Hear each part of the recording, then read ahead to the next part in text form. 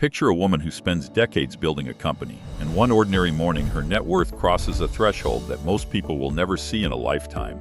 And yet nothing about her daily life changes at all. She still drinks the same coffee, drives the same car, and worries about the same small frictions, because the number on paper has not yet touched the texture of her days. And this quiet gap between wealth and feeling is where the real story of the first billion begins.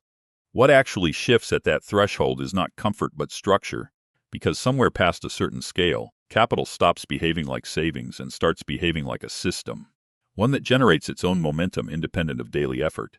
And this is the core concept worth understanding, that money below a certain size still depends heavily on labor and choices, while money above that size increasingly depends on itself, compounding, diversifying, and reproducing through mechanisms the original person barely has to touch.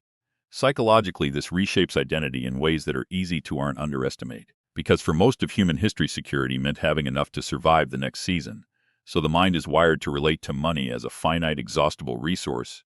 But once capital reaches a scale where its returns alone exceed reasonable living expenses, the person is no longer managing money, the money is managing itself, and adapting to that reversal is a psychological transition few are prepared for.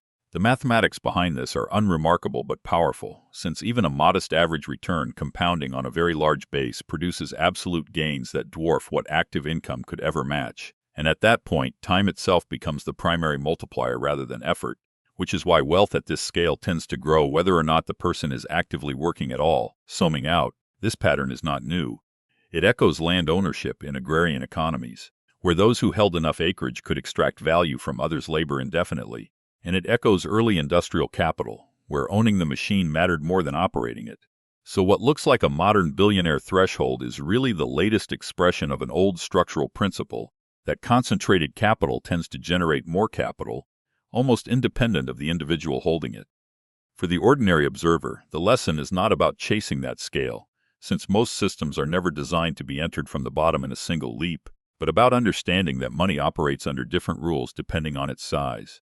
And recognizing this shifts how one thinks about saving, investing, and patience, not as a race toward a number, but as a slow adjustment toward systems that eventually work with less friction than effort ever could, which is a quieter, more sustainable definition of financial maturity.